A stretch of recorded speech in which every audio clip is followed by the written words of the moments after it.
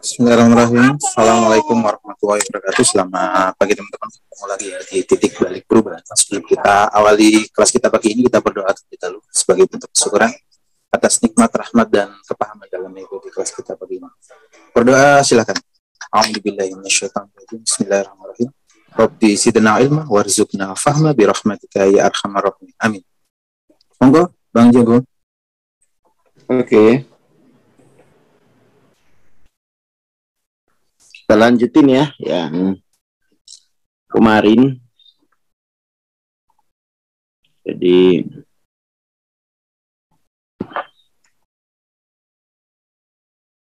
soal parubayah ya, soal parubayah.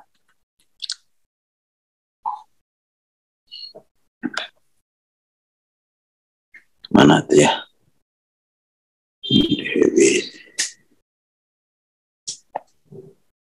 Jadi kalau kita lihat ya, jadi di usia 30, 40-an, pokoknya 40-an ke atas lah itu ya.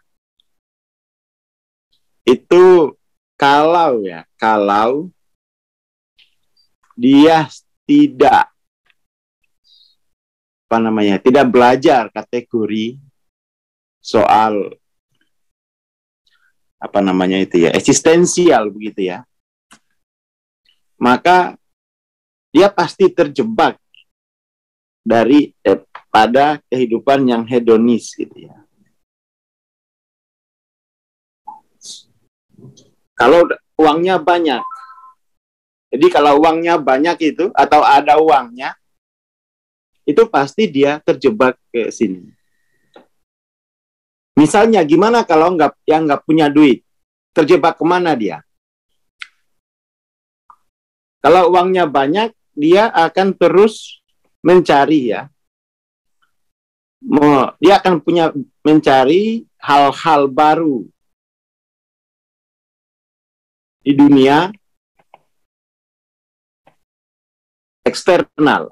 Ini kalau yang punya duit. Kalau yang nggak punya duit, dia kemana dia? Dia mengalami regresi. Dia akan kembali ke masa lalunya. Oh, dulu aku bikin ini. Ya kan? Oh, saya dulu itu yang bikin. Ya kan? Sama aja itu sebenarnya. Jadi orang mengalami fiksasi maupun mengalami regresi. Oh, kalau nggak ada saya itu nggak jadi itu rumah itu. Regresi dia. Itu ciri aslinya. Itu ciri yang punya masalah kecemasan eksistensi. Karena kecemasan itu nggak bisa dikelola, otomatis pengalihannya kalau nggak ke eksternal, ke internal, tapi dia ke masa lalu. Kalau seperti itu. Dan itu hati-hati itu ya, hati-hati bagi yang punya isu ya. Terutama yang nggak punya duit. Nggak usah diungkit-ungkit yang sudah berlalu itu kan. Oh, ini masjid ini kalau bukan saya dulu nggak jadi ini walaupun cuma atapnya gitu ya. Nah, dia mulai ke situ, dia itu ciri itu sudah tidak. Dia sudah stuck. Sudah selesai kehidupan. Ada nggak di sini? Nah, kayaknya banyak yang regresi ini kayaknya. Ya kan? Hanya yang regresi. Masa lalu aja terus diungkit-ungkit. Masa lalu terus. Nah, itu yang harus kita waspadai. Kalau yang hedonis ini orang kaya ini. Orang kaya. Kalau saldonya yang di bawah 1 juta, nggak bisa hedonis. Hedonis apa? Akhirnya dia makan kenangan. Iya kan? Dia mencari ke masa lalu. Itulah mekanisme jiwa ya, kurang lebih seperti itu. Nah, langsung komen ini. Aku banget itu bang. Iya ini cocok gitu ya. Nah, jadi hati-hati. Kalau yang banyak duit, hati-hati terjebak di hedonis. Kalau yang nggak punya duit, pasti jiwanya ke sana. Mau kemana dia? Kecemasannya belum selesai. Kecemasan eksistensi. Jadi kan karena dia nggak punya kategori kecemasan eksistensi, dia nggak ngerti gitu. Tahu-tahu pokoknya dorongan jiwanya itu ngungkit-ngungkit aja. Itu sendal saya yang beliin. Sekarang aja dia sombong. Dulu kalau nggak saya beliin sendal nggak terima dia di sekolah gitu. Diungkit terus, ungkit terus. Diungkit. Itu caranya orang yang nggak punya fasilitas untuk membeli apapun di dunia eksternal.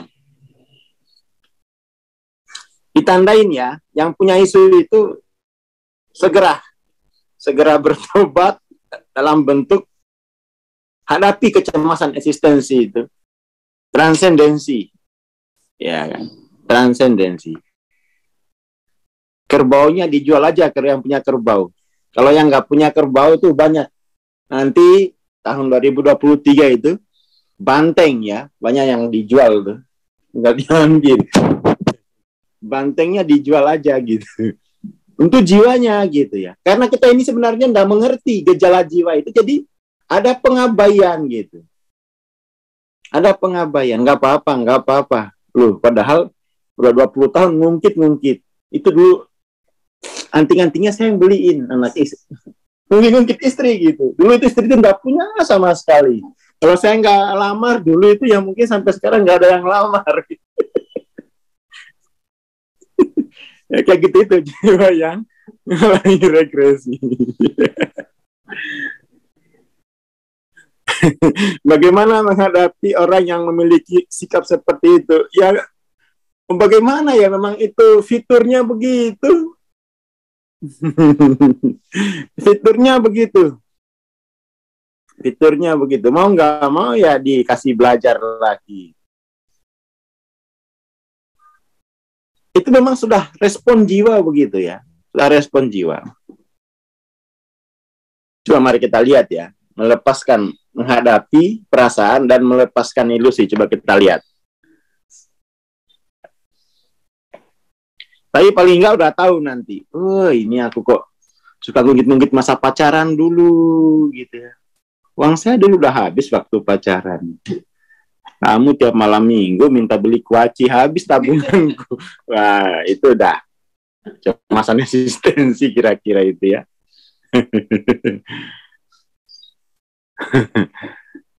Nah, itu hati-hati yang punya yang lagi nggak punya uang, hati-hati itu nanti amalnya di masa lalu habis, diungkit-ungkit kan, saldonya habis, saldo amal. Sudah punya saldo diungkit-ungkit, nah kosong tekor nanti. Itu memang sifat jiwa yang seperti itu untuk merusak dirinya.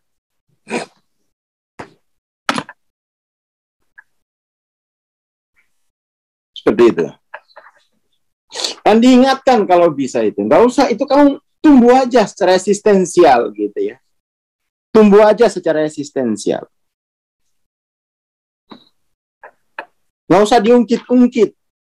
Sakit jiwamu itu ngungkit-ngungkit masa lalu itu. Sakit jiwamu kalau terus berburu kesenangan di eksternal. Seperti ini. Yang satu berburu kesenangan di masa lampau jadi ngungkit-ngungkit. Yang satu berburu kesenangan sekarang jadi hedonis. 11-12 aslinya. Cuma beda arah. Satu punya duit, satu enggak. Tapi dua-duanya itu sakit aslinya. Dan ini orangnya harus diberitahu gitu. Harus diberitahu. Wes, ini lagi, transendensi lagi, naikin lagi. Sakitmu belum sembuh. Fix, harus taubatan nasuhana. Ya. Harus taubatan nasuh. Jadi bagusnya itu langsung lupa. Ya. Habis memberi langsung lupakan, udah. Ya kan? Udah biar jadi saldo amal, diungkit minus. Padahal sudah berlalu itu, nggak bisa diubah lagi gitu. Soalnya banyak teman-teman saya begitu itu. Dulu Bang Aswar itu, kalau saya nggak masakin Indomie, mati anak itu. Sekarang aja sampai tenteng kolam renang, foto-foto di hotel dulu itu kalau saya nggak masakin Indomie. Iya, tahu maksudnya itu ya berjasa lah, tapi jangan disebutin sendiri gitu loh. Itu Dulu kalau saya pinjamin uang 10.000 dulu mati anak itu di pasar Senen gitu. Kelaparan gitu. Ungkit terus. Ini hati-hati ya, hati-hati itu ciri-ciri jiwa yang masih sakit secara eksistensial. Suami pelit dari pacaran sampai sekarang, Bang. Dulu kelihatan ganteng, sekarang kelihatan jeleknya. Lah, sama aja. Ini juga ada masalah eksistensi. Jadi yang dilihat itu kejelekannya orang, gitu.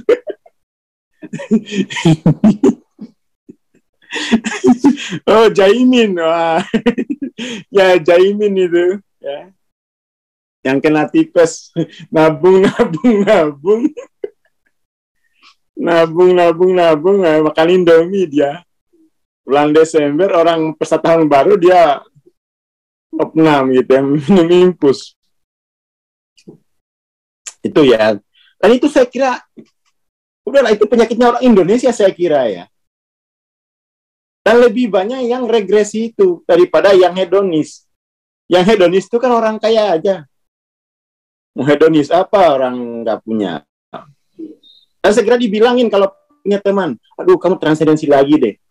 Nanti habis kamu ungkit-ungkit lagi itu. Dan itu memang sudah begitu sifatnya jiwa, nggak bisa dihilangkan. Tuh. Ya, bisanya hanya bisa dilampaui. Nah ini lagi nih ya, kalau saya tidak buat Kang Wonabu berangkat ke Jogja bisa kelaparan dia. Wonabu aja diungkit-ungkit. Wonabu aja diungkit-ungkit, tapi itu sulit gitu. Sulit menghadapi jiwa kita yang punya isu eksistensial. Pasti muncul dia. Pasti muncul, nggak bisa itu. Nggak bisa nggak ada obatnya kecuali dilampaui gitu. Seperti itu. Harus dilampaui dia. Karena muncul dari dalam, bukan sesuatu yang dari luar. Gitu.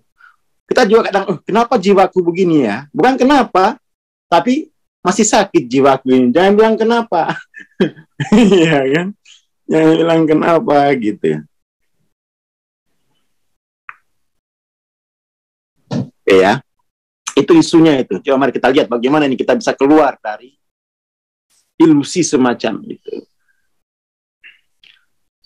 Pada titik kehidupan ini, orang-orang yang tidak berusaha mempertahankan perasaan-perasaan mereka yang terkubur, mengajukan pertanyaan-pertanyaan besar. Ini pertanyaan eksistensial. Siapa atau apakah aku ini? Ya. Kenapa kok jiwaku kayak sakit kayak begini terus gitu ya? Apa tujuan hidupku? Kemana aku akan pergi? Untuk siapa aku melakukan semua ini?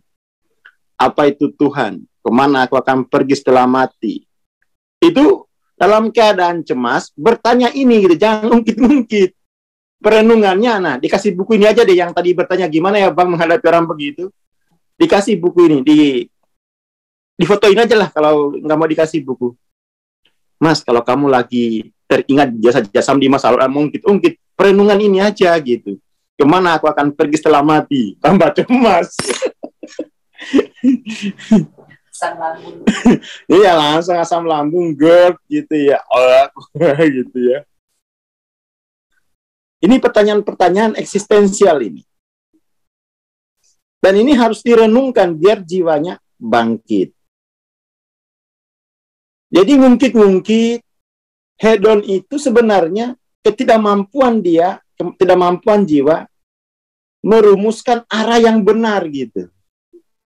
Makanya untuk merumuskan arah yang benar ya dikasih pertanyaan-pertanyaan yang mendalam seperti ini.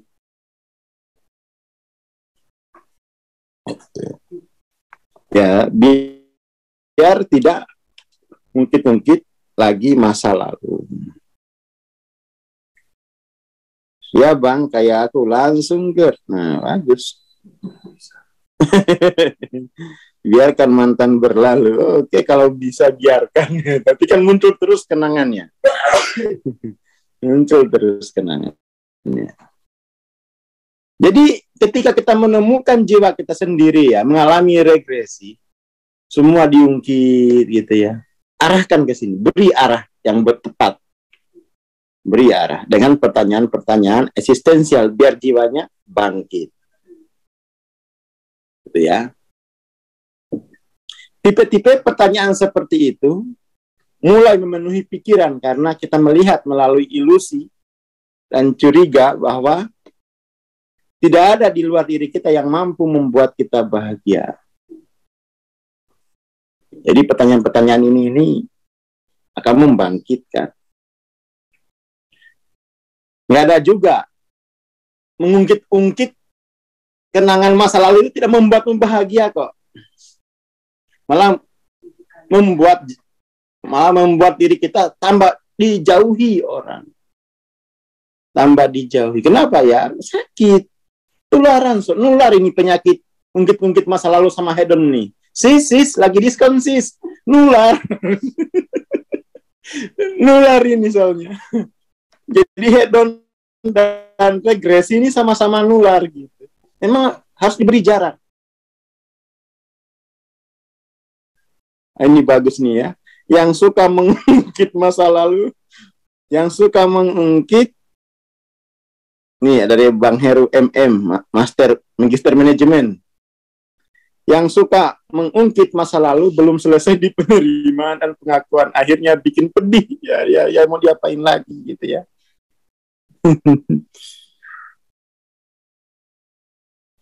Nah ini kalau diri yang terungkit dosa masa lalu jatuh ke guilty feeling. Nah ini juga ini sudah sama itu. Sudah regresi juga, tapi dapat yang pedih-pedih dia. Dapat yang tadi itu jasanya yang diungkit-ungkit. Kalau ini dosanya, sama aja aslinya. Tinggal saldo di masa lalunya apa gitu ya. Tinggal saldo di masa lalu. Ciri-cirinya, kalau di FB posting ulang postingan kenangan. Ya ini salah satu gejala aja ya.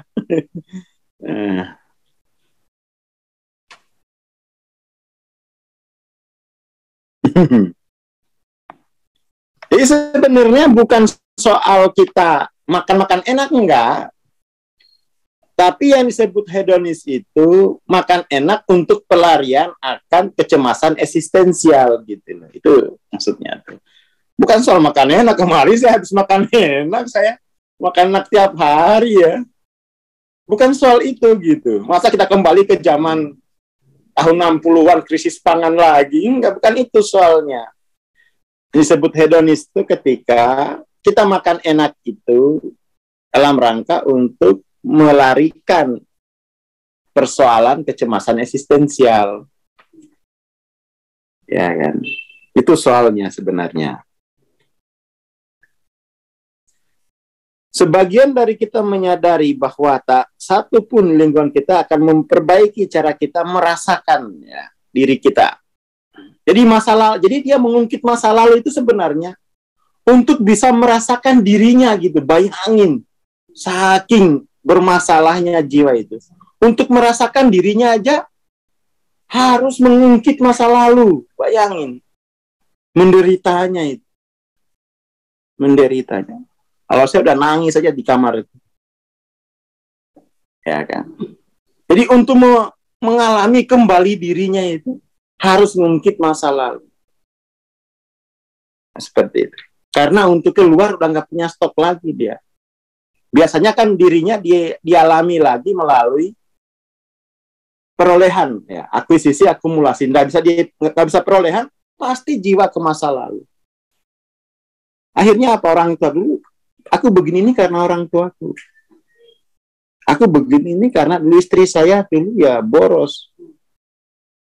Uang bulanan 50.000 itu kayak ditabung malah buat beli macam-macam.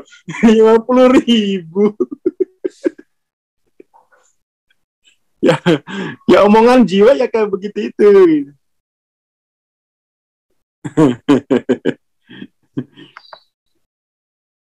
Tapi sebenarnya itu memberi dia rasa ada gitu loh. Ngungkit-ngungkit kayak gitu memberi dia aku itu ada. Ya dia mencari itu gitu. Biar ada. Demi eksistensi sebenarnya itu. Dan ini harus diberitahu gitu. Kasihan juga aslinya tuh ya, kasihan, sangat kasihan. Satu sisi, hanya dengan itu dia menjadi ada. Hanya dengan itu dia mampu merasakan sedikit tetesan. Ya, tetesan dari rasa eksistensi itu.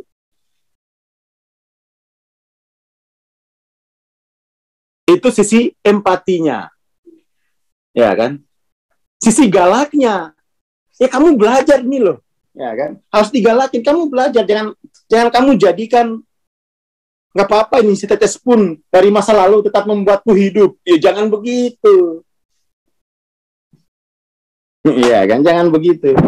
Baca buku biar enggak hanya mengharapkan setetes itu gitu. Itu pun sudah tinggal. Bukan lagi yang jernih, tapi sudah ya, karena sudah diulang-ulang terus. Ini kalau nggak ada aku ini nggak jadi ini kalau nggak ada aku nggak jadi ini.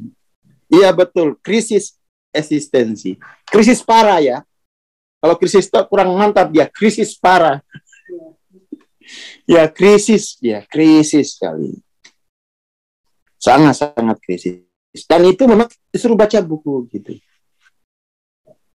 Di sisi empatinya kita harus ada empati juga. Kasihan dia ya. Hanya gara-gara nyelamatin sendal hujan diungkit 30 kali. Tapi sisi maskulinnya kita harus dorong juga gitu. Belajar sana, ikut lagi kelas gitu.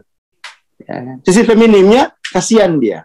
Sisi maskulinnya siapin rotan, belajar gitu. Ya harus didorong karena itu nanti kamu tekor gitu. Semua nanti kamu rasani, termasuk ujung-ujungnya dirimu sendiri. Guilty feeling 30, udah mas bahaya, punya kecenderungan menghasrati derita. Akhirnya dirinya sendiri yang diragukan. Ternyata emang aku ini hanya tutup pentil di alam semesta ini. Sudah itu, ditutup pentil itu udah gak enak banget. Jadi untuk merasakan bahwa dia ada dengan menyakiti dirinya sendiri. Nah itu tuh. Ya. Jadi untuk merasakan tetesan rasa ada itu, dia nyakiti dirinya. Nah itu dia 30 itu. Yang tadi guilty feeling itu. Mana nih yang tadi itu ya? Ya Mas Adna. Ya untuk merasakan ada dia kemudian menyalahkan dirinya. Alhamdulillah aku ada. Dari mana kamu tahu? Tadi aku habis merasa bersalah. Guilty feeling. Oke, itu.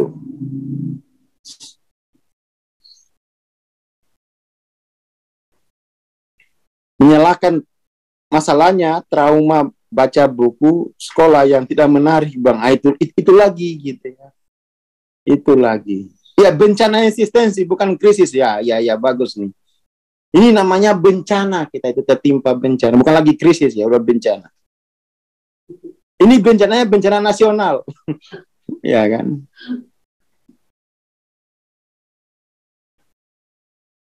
Mengungkit masa lalu sosial. Tapi itu sebenarnya itu bukan gimananya sebenarnya. Tapi sebenarnya kebiasaan jiwa mengungkit itu apa sebenarnya kan? Ini gejala apa? Itu gejala dia mengalami bencana eksistensi itu. Dengan begitu dia merasa ada. Kan gitu, poinnya kan itu. Dengan menyakiti aku ada. Ya kan? Itu poinnya tuh di situ. Jadi dengan kategori ini kita aku masih di bencana, aku belum selesai. Berarti naik lagi. Transendensi naiklah. Sampai selesai bencana eksistensinya. Ya kan? Sampai selesai. Belajar lagi. Belajar lagi. Dari situ kemudian tuh niatnya belajar itu untuk mengakhiri penderitaan, bukan karena disuruh Bang Aswar. Kenapa jual sapi disuruh Bang Aswar kemarin? Bukan begitu. Ini biar berakhir bencana eksistensinya itu. Mau sampai kapan? mempertahankan keadaan itu. Makanya ini perlu dikategorikan. Oh ini bukan buat takut-takutin, tapi kategorikan biar kita bisa bercermin. Oh gitu ya. Saya tidak mengungkit mahal, tapi terungkit. Nah itu kerja jiwa gitu ya. Bawah sadar berarti terungkit. Seperti itu. Jadi kita hanya perlu kategorikan dan nggak usah di apa ya, nggak usah di ini kuliah apa ini nyindir saya kan, bukan nyindir, ini kategori namanya. Kok gampang sekali tersakiti dia dengan menyakiti diri, dia menjadi rasa ada lagi soalnya. Jadi bahkan untuk kuliah aja itu jadi bahan untuk menyakiti dirinya gitu. Tobat aku kuliah TBP itu, baru juga hari pertama kuliah tersindir aku, udah buang-buang kuota aku. Nggak sengaja dengar lagu langsung lemas. Nah ini gejala-gejala bencana eksistensi gitu ya. Dengar kuliah langsung kebakar gitu-gitu. Nih nyindir aku pasti Bang Aswar. Enggak, ini itu kita mengkategori siapa sih yang nggak pernah mengalami bencana kayak begini ini. Saya tahu karena ngalamin.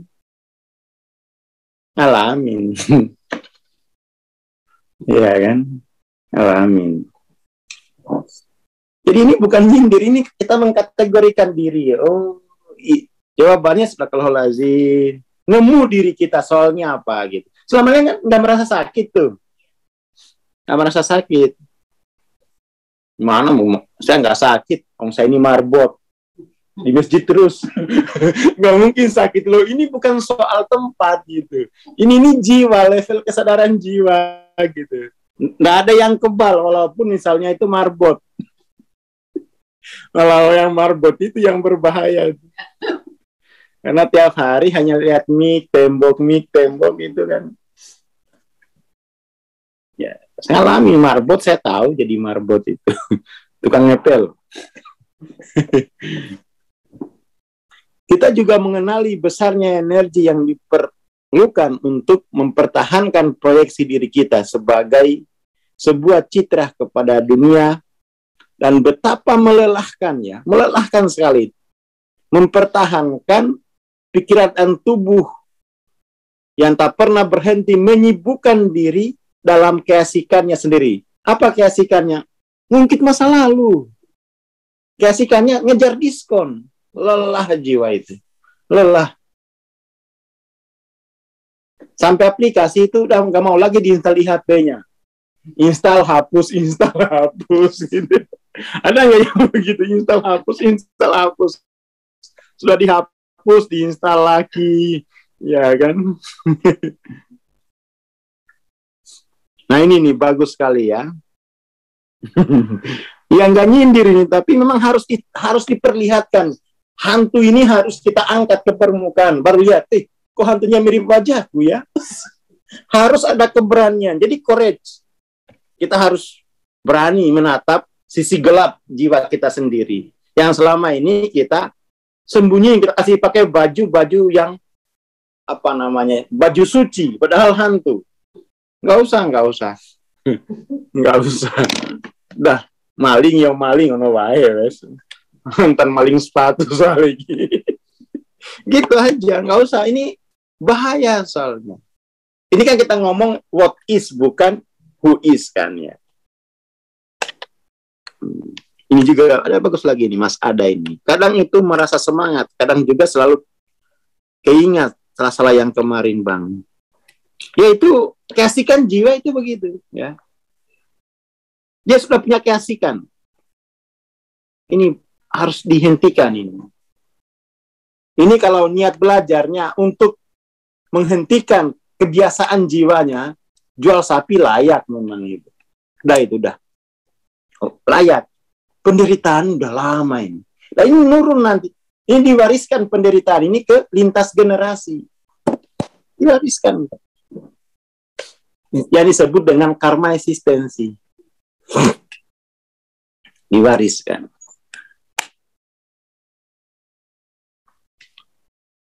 Pada akhirnya, kita melihat bahwa usaha sia-sia untuk mempertahankan diri ideal kita bagi orang lain sesungguhnya adalah strategi untuk memastikan bahwa perasaan-perasaan yang selama ini kita hindari tak pernah menyerang kita.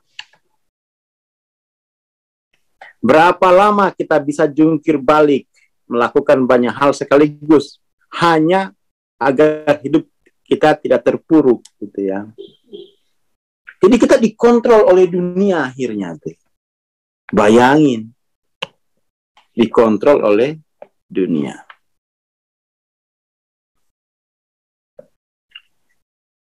Jadi alih-alih membeli mobil mahal, ponsel baru, orang-orang ini berhenti lari dari perasaan yang telah mereka hindari.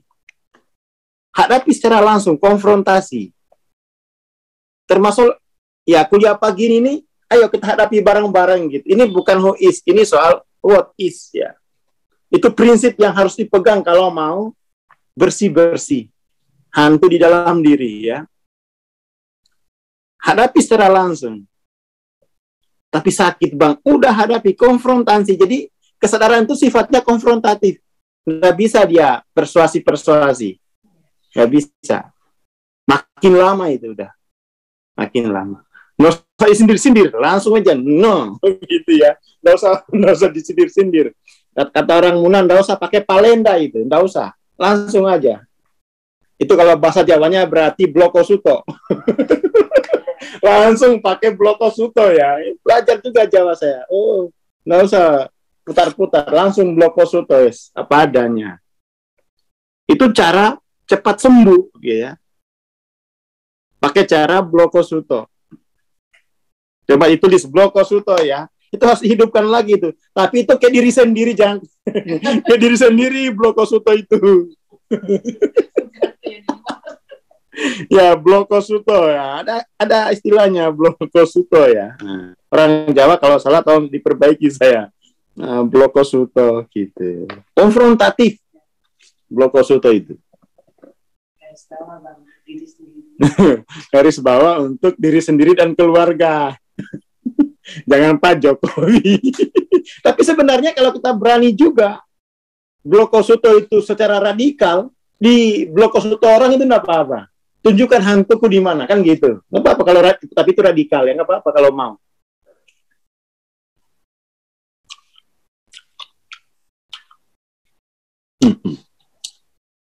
Ya, harus langsung diculek.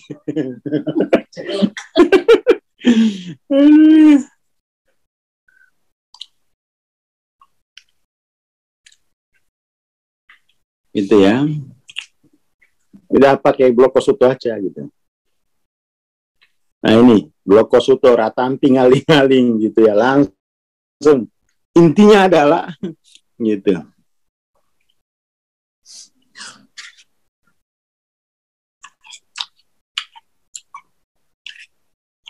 Penting bloko suto itu, terutama untuk diri sendiri ya. Penting. Kita ini kan mengasihani diri sendiri itu suka banget. Saya dulu kalau di kuliahin ITB nggak gini juga bang, hidup dulu bukan gitu. Saya dulu kalau di kuliahin nggak kayak gini bang, nggak kamu hina tiap hari. Lo siapa yang hina? Kamu ini pelajaran bloko suto. Ya enggak, ini kan what is ya, makanya itu penting membedakan antara who is dan what is. Kita kategori dulu gitu, biar nggak gampang melo gitu ya. Dan itu memang butuh courage, butuh energi, keberanian menghadapi hantu-hantu yang berwajah sama dengan kita gitu ya, yang wajahnya mirip-mirip kita itu. Seperti itu. Itu penting banget. Karena memang kalau sudah kita menderita lama itu ada karakteristik jiwa untuk mengasihani dirinya. Terus-menerus mengasihani dirinya. Dia akhirnya tidak mampu lagi menolong dirinya. Sifat yang sangat lemah. Kayak sifat yang sangat lemah. Alaman, manja dia. Manja. Ya kan? Jadi jangan dihindari, langsung hadapi. Lalu lakukan pengamatan dengan sesedikit mungkin prasangka. Jadi jangan dihindari, hadapi, dan dengan seksama mengamatinya ini. Bisa diamati kalau itu kita berpikirnya what is gitu ya. Amati what is-nya, ya Allah. Kalau who is, langsung dia Bang Aswan nyindir saya terus. Awas kau ya. Nggak ikut lagi saya. Terakhir ini saya ikut kuliah. Kupingku panas. Ya, jadi harus diakhiri dengan pengamatan pada what is-nya gitu ya, bukan who is-nya. Ini juga perlu di asas what is ini perlu dipegang kuat-kuat gitu. Soalnya ini kan belum terbiasa kita dengan membedakan who is what is. Wong nggak pernah ada pelajarannya. Wong kategorinya aja itu kan baru kita dengar di sini. Sepertinya begitu. Itu pelajaran kesadaran. Saya di depan orang banyak langsung ditembak, Bang. Bosok jeroanmu. Nggak apa-apa. Ambil nangis tapi. Iya. Ya. Pedih, nggak apa-apa. Malu. Karena ego memang ingin mempertahankan penderitaannya. Obat, tapi kadangnya sakit ya. Makanya biar enggak, ini itu dianya aja, di transendensi aja, sesi khusus itu cara yang cara yang lembut namun efektif, efisien di ruang sesi transendensi. Itu adalah cara yang paling halus. Karena di ilmu tidak ada yang disakiti. Jadi dia operasi dan dia dibius gitu jiwanya. Oh, dapat ilmu, tercerahkan dia. Melalui proses tazkiyatun nafs sampai dia alim. Jadi rasa sakit itu disublimasi menjadi kecerdasan gitu loh, maksudku itu tadi itu. Ya kan? Rasa sakit jiwa itu energinya disublimasi menjadi energi kecerdasan. Jadi kita tidak peko sepanjang zaman gitu ya. Transendensi bisa dengan diri sendiri. Nafi isbat kan prinsipnya. Nafi isbat. Tapi harus tahu. Harus tahu yang sudah diisbatkan itu apa, yang akan dinafikan apa. Jadi nafi isbat itu harus tahu dulu yang diisbatkan. Kalau hanya tahu yang dinafikan, lah siapa yang mau isbat? Siapa yang mau menafikan itu? Kalau belum ada yang mau mengisbatkan. Jadi kehadiran orang lain itu dia mewakili, dia yang akan menafikan. Ya kan? Jadi transendensi itu ya, bisa sendiri dengan catatan sudah mastering.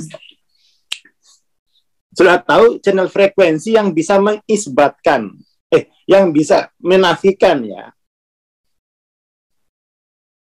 Kan banyak orang itu tahu, ini harus saya nafikan, tapi ya siapa yang bisa menafikan itu? Cari frekuensinya gitu kan. Cari level kesadaran yang bisa menafikan segala macam kepalsuan diri itu. Dan seperti itu. Kalau sudah tahu, enak. Saya aja semalam mau tidur tuh, langsung nafisbat dulu. Muncul lagi aswat pemalas. Yang mau tidur, nggak mau gosok gigi. Oh ini ya. Ajar dia tuh. Keringatan dia di punggung. Oh kamu ini memang ya. Jadi ketika kita mampu mengamatinya, melampauinya, situ kita mulai bangkit. Kita ini nggak mau bangkit, gampang tersinggung, pergi ke dapur, gerutu di dapur. Dan sumpah mati aku ikut TBP. Nggak mau bangkit, gerutu gitu ya. Ya, saya tahu itu kayak begitu itu. Gerutu di dapur, ngomel-ngomel. Sialan gitu ya. Iya. Jadi kalau sudah bisa kuat gitu ya, kuat Blokosuto itu udah sembuh itu, mulai sembuh itu. Tinggal bagaimana itu disublimasi jadi kecerdasan aja. Kalau sudah tidak gampang tersinggung, ya kan, sudah mampu menghadapi wajah Anania itu udah bagus tuh. Sambil senyum ringis, gitu kan. Kenal lagi aku, tapi ya lumayan enak, bagus nih. Tinggal itu udah bagus. Tapi kalau baru dengar begini langsung kabur, leftik. Itu udah balik-balik lagi. Itu masih lama. Masih lama. Masih dalam. Masih dalam. Dan itu normal lah ya. Semakin dalam itu semakin sakit. Semakin dalam sakit. Setelah melakukan refleksi diri, mereka menemukan siapa diri mereka sesungguhnya. Ini pentingnya Bloko Sutta itu. Biar ketemu siapa sesungguhnya. Ya, tuh. What is-nya itu biar ketemu gitu. Apa yang selama ini mereka sembunyikan dan yang tak lagi berguna. Jangan disembunyiin terus. Udah biarkan, serahin ke Kapolsek biar ditangkap. Dirinya itu serahin aja ke Kapolsek gitu ya. Ya ditangkap. Jangan disembunyiin terus. Kebiasaan kita ini.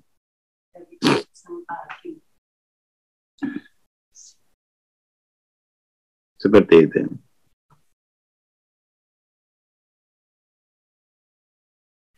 Sebenarnya bukan bagaimana gitu ya. Ini kita itu tidak bisa melarutkan diri kita yang doyan menderita kalau kita tidak mencapai level kesadaran baru gitu loh. Jadi harus sampai dulu pada kesadaran baru kita merespon diri kita dari level kesadaran baru. Hanya itu obatnya kok.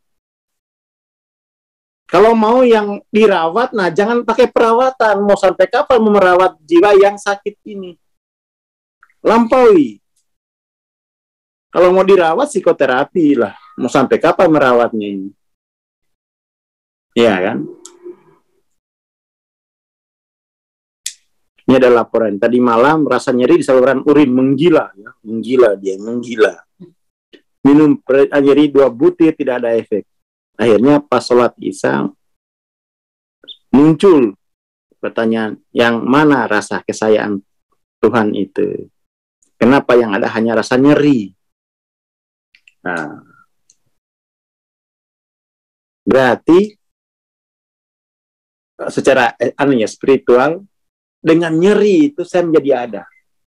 Hati-hati, itu pesan yang terbaca organis. Berarti aku butuh banyak rasa nyeri dalam kehidupan ini untuk membangkitkan rasa adaku.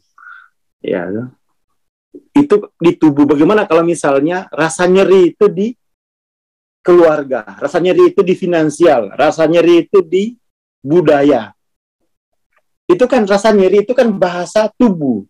Tapi kita harus berpikir apa yang disebut rasa nyeri secara finansial.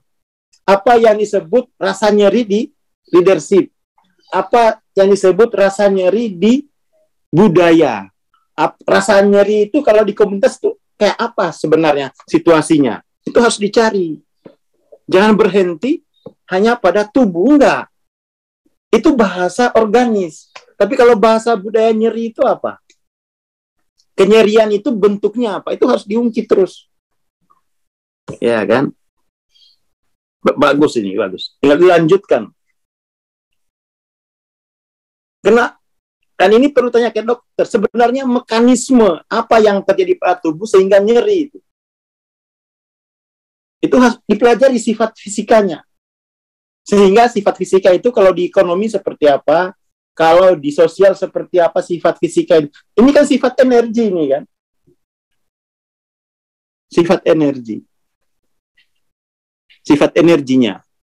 Itu kalau di finansial seperti apa kalau nyeri ini. Gitu. Ya kan. Penting ini. Nature-nya yang dipelajari ini. Bukan soal gejala medisnya. Nature-nya aja gitu. Apa makna kenyerian? Kalau tubuh merasakan nature ini sebagai nyeri, kalau di sosial ini sebagai apa? gitu ya. Ya kalau di sosial berarti, atau kalau di spiritual, kegigihan ego untuk mempertahankan penderitaan nyeri itu. Makanya harus relaksasi, dilepaskan, diterima untuk diterima gitu. Jangan dilawan. Jadi kalau nyeri itu ada secara spiritual ya, ada perlawanan diri kita. Ada penolakan. Ada penolakan. Sehingga menghasilkan ketegangan. Nyeri itu kan tarikan itu kan. Jadi ada penolakan, ada energi penyangkalan. Seperti itu. Itu harus dilampaui gitu. Biasanya apa yang disangkal, apa yang ditolak? Keilahian. Ego itu mati-matian menolak, menyangkal keilahiannya. Nah, itu ego tuh.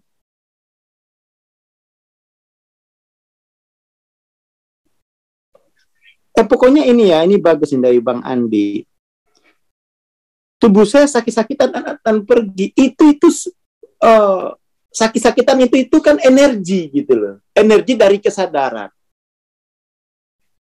Selama ini kalau kita tidak ada tubuh, kita tidak bisa memahami gerak energi itu.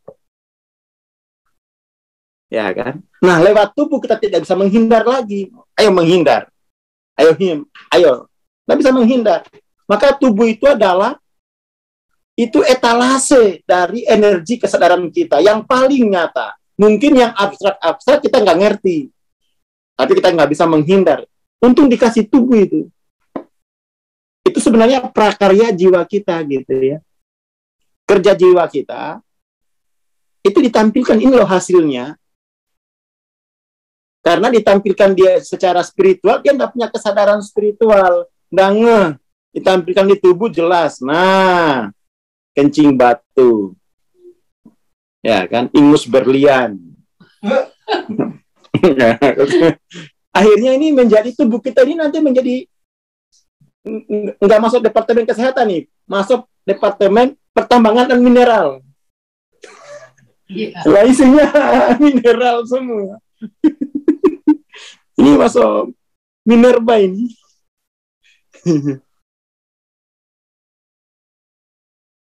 Jadi dengan diperlihatkan di tubuh nggak bisa lari kamu. Selama ini yang kamu mau lari, enggak yang kamu sangkal, lihat tuh tubuhmu. Yang paling sadis lagi dompet, lihat isi dompetmu. Itu sadis itu. Yang selama ini kita tolak keilahian itu. Diperlihatkan. Jadi sebenarnya level kesadaran itu, ini kita perlu tulis nih ya. Level kesadaran ini kan sebenarnya soal apa ya? Besarnya energi ilahiyah yang kita gunakan dalam hidup. Jadi sebenarnya semua itu energi ilahiyah gitu. Kekuatannya aja yang beda. Yang satu lemah berarti dia merusak. Sifat. Jadi kalau sedikit itu merusak, kalau banyak itu membangun. Sama aja itu kan. Masak nasi 5 kilo. Gasnya tinggal dikit, rusak nasinya itu. Karena kurang energinya. Seperti itu. Dengan adanya hal-hal semacam itu, topeng harus dilepas. Dramanya udah sudahi. Stop drama. Topeng buka, drama selesaikan. Dah, ilusinya juga selesaikan. Mereka menjadi jujur tentang siapa diri mereka. Bloko suto ya apa adanya. Dan tidak takut kehilangan itu semua. Masalahnya ini, takut kehilangan itu gitu. Takut kehilangan topeng itu. Soalnya apa? Si topeng inilah, gara-gara dramanya, jiwa kita mendapatkan setetes rasa ada yang sudah keruh itu. Ini juga ada takut kehilangan gitu. Ini nih yang repot ini. Pribadi-pribadi semacam ini berhenti menghabiskan energi yang selama ini digunakan untuk mempertahankan citra palsu mereka tetap utuh ini. Ya, berhenti. Ya. Berhenti. Mereka kemudian mulai meneliti perasaan-perasaan. Mulai menghadapi, ya. Mulai berani dia. Mulai provokatif ini, ya. Konfrontatif, provokatif, mulai provokatif. Ya kan? Tahu, tak masalah jika aku tidak membuat kalian bahagia lagi. Mulai courage. Seperti ibu yang itu loh, yang sesama gitu ya. Mulai ada keberanian dikit. Nah, apa-apa. Saya tidak masa bangun pagi itu tidak harus ingat kompor. Saya mau meditasi dulu. Saya mau olahraga dulu. Mulai provokatif dia. Mulai provokatif. Tapi itu awal kesembuhan tuh. Tahu kan ibu yang siapa tuh ya? Ya, yang dari Mojokerto tuh. Nah, ini takut kehilangan saldo dan mantan. Alek kasih. Nah. Jadi ada konfrontatif, nanti berakhir itu provokatif ya. Ini tuh nggak bisa dihindari tuh. Konfrontasi, provokasi itu udah. Nggak bisa dihindari kalau kita belajar kesadaran. Karena itu memang penting gitu ya. Akhirnya kan provokasi sekali. Aku nggak takut lagi kalau nggak buat kalian bahagia. Aku sudah selesai terobsesi memikirkan bagaimana penampilanku, apa kata dunia, gitu ya. Udah. Bahayanya ini kalau ditunggangi oleh pride. Nah, ini juga masalah baru gitu. Tetap harus halus gitu ya. Ini kalau diucapkan provokatif dan ada pride-nya, wah itu masalah baru gitu. Tapi kalau dengan penuh respect, provokatif dan respectful, itu bagus tuh, indah, tersublimasi sebagai kecerdasan gitu ya. Tapi kalau dengan pride, itu tersublimasi sebagai kebodohan baru gitu. Keluar dari mulut singa, masuk mulut singa lagi. Itu bahayanya kalau ada pride-nya gitu ya. Harus dengan respect mengatakan itu, respect ke diri sendiri. Berhenti jadi manusia bodoh gitu. Kayak lagu-lagu siapa, jadi badut. Berhenti jadi badut.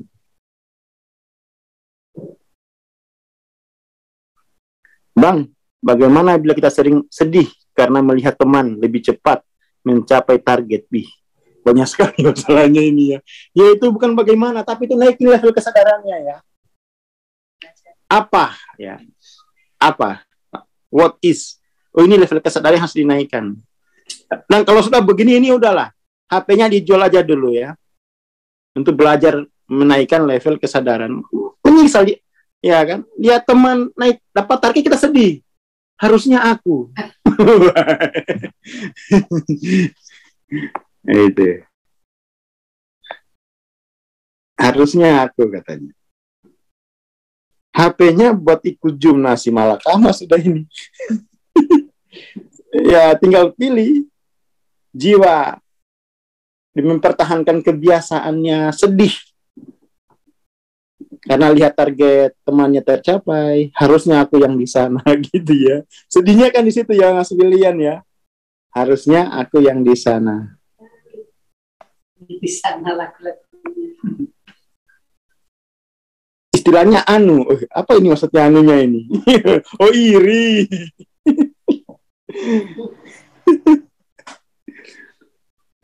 Ya ini bagus nih ya, HP-nya dijual karena biasanya teman update status pencapaian nih.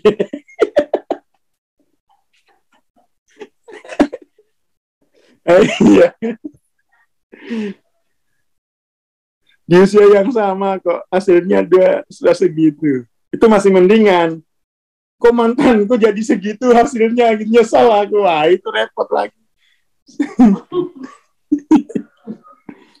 Aduh. Ya, ini kita harus banyak-banyak sering-sering mutar kuliah ini ya. Seperti itu. Jadi harus dari konfrontasi lalu masuk ke fase provokasinya gitu. Aku tak lagi hidup untuk orang lain. Tapi ini harus diucapkan dengan dalam konteks respect kepada diri sendiri, bukan untuk menyerang orang lain. Kalau pride itu, aku nggak mau lagi hidup untuk orang lain. Untuk menyerang, orang lain. Enggak, ini diucapkan, ini hati-hati ini ya. Jadi provokasinya itu bukan untuk menyerang orang lain, tapi respectful ke diri sendiri. Ke diri sendiri. Bukan untuk agresi ke orang lain. Ini penting, sifat provokasi kesadaran itu halus, karena ada respectful-nya. Kehilangan respect jadi pride dia. Tersublimasi sebagai keras.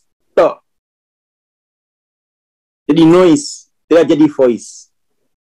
Nah, ini seninya, ini seni ya. Jadi provokasi, kita tulis dulu. Provokasi plus respect full kepada diri sendiri. Dan orang lain juga. Jadi halus, ya, walaupun provokasi. Takutnya Bang Rustam langsung ke istri. Mulai hari ini, aku akan hidup untuk diriku sendiri. Tak peduli kamu bahagia apa enggak. Wah. Bang Rustam langsung. Apel langsung gak usah ikut kuliah. Dibanting. Apa teman? Ya, itu ya poinnya ya Bang Rustam ya. Itu Bang Rustam, ini diucapkan dengan respectful ya, bukan bilang ke istri begitu, ini suamiku kenapa habis hari Semarang kok jadi ya begini. Ini adalah momen terdalam dalam kehidupan seorang pribadi. Jiwanya tergugah. Jadi sebelum tergugah ini harus digugat dulu. Gugat, digurah dulu. Baru ya kan? Baru nanti tergugah, bangkit ya. Gugah. Ini kan sengaja saya gugat. Apa namanya? Konfrontasi itu kan digugat. Nah, ini nggak bisa langsung tergugah, harus digugat dulu. Jadi siap-siap menghadapi gugatan. Tapi yang bagusnya itu dengan penuh respectful ya, dalam konteks what is bukan who is gitu ya. Itu ini penting ini. Kalau yang nggak mampu menggugat diri sini saya gugat, ahli menggugat saya gugat, menggugat itu udah pekerjaan saya tiap hari. Ya kan? Mau digugat dengan apa? Yo aljabar bisa. Terserah aja digugat dari sisi yang mana aja itu oke lah ya. Ini udah pekerjaan. Jiwanya tergugah, tapi sebelum tergugah harus digugat dulu, harus digurah. Digurah itu dipisahkan antara who is dan what is. Nanti yang bangun tuh kekuatan di balik what is-nya gitu ya. Gitu. Menggugatnya dengan respectful, lalu digurah itu, dipisahkan. Who is dan what is-nya, baru dia tumbuh. Gugah dia, wah, bangkit energi keilahian yang penuh cinta itu ya. Sekali bangun pagi terlihat pencerahan ya kan, menghasilkan pencerahan. Bukan setiap bangun pagi lihat dapur, aduh gula habis, kopi habis. Ya seperti itu. Jadi ingat-ingat, digugat dulu ya, gugat, gurah, baru gugah. Nah itu ya. Digugat, malah bagus digugat istri itu. Jadi kita jangan sampai anti gugat ini enggak itu. Ini sekali mengasihani diri itu kalau nggak mau digugat.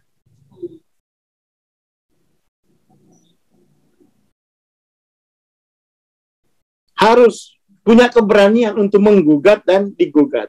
Nggak apa-apa digugat. Biasa aja. Ya memang sakit, tapi itu bagus. Ya.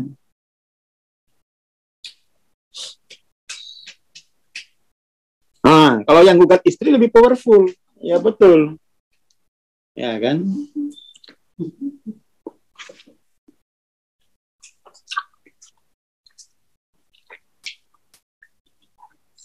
Hati-hati suami ini ya.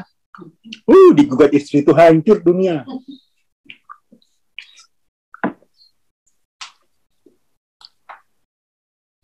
Tapi kalau bisa istri diajarin dulu, habis gugat nanti digurah ya Bu. Jangan digugat terus dituntut. Bu terus nggak pernah kamu gurah, bonyok kan.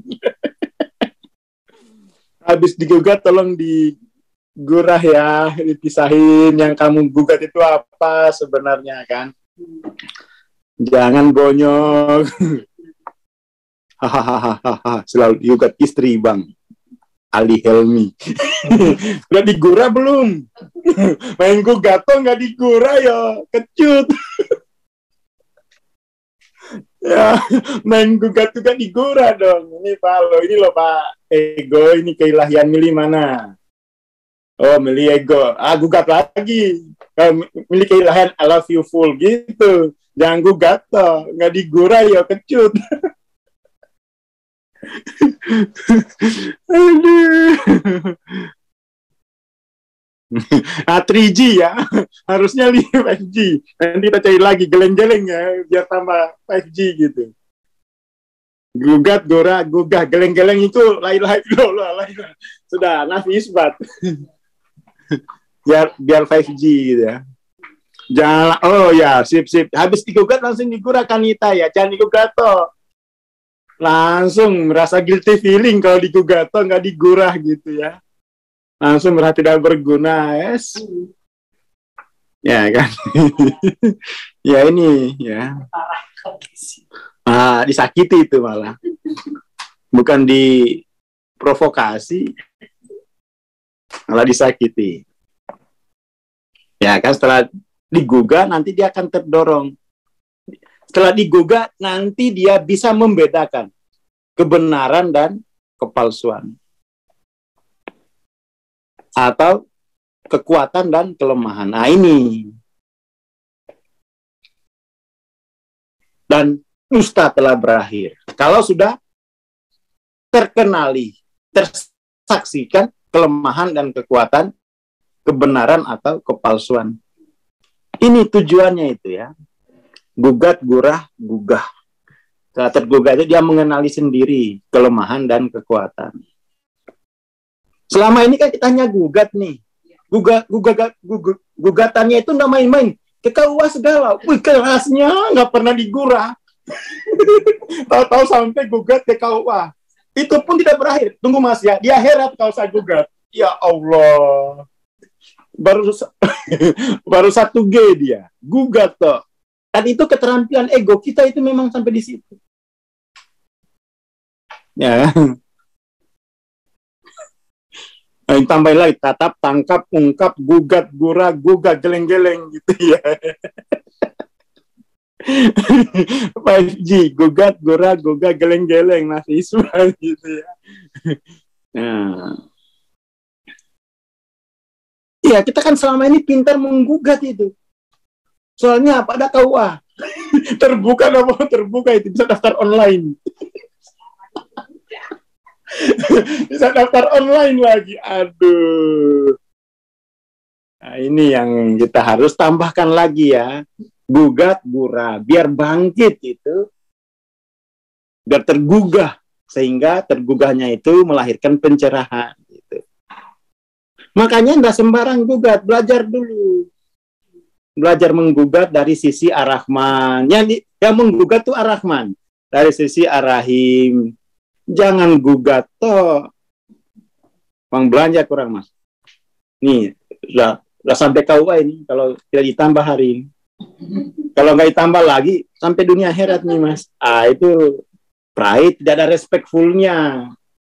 Main gugat toh tidak ada respectful. Itu. Oke lah itu dulu ya. Jadi mari kita tingkatkan lagi keterampilan kita berkeluarga, berdiri sendiri gitu ya. Gugat, gugah, gurah. Itu harus jadi kompetensi kita itu ya. Assalamualaikum warahmatullahi wabarakatuh. Waalaikumsalam warahmatullahi wabarakatuh. Terima kasih Bang Aswar, terima kasih teman-teman. Nanti malam jangan lupa ya kita ada kelas Stepping for Healing. Kita bertemu nanti malam di kelas insyaallah. Assalamualaikum warahmatullahi wabarakatuh. Selamat pagi.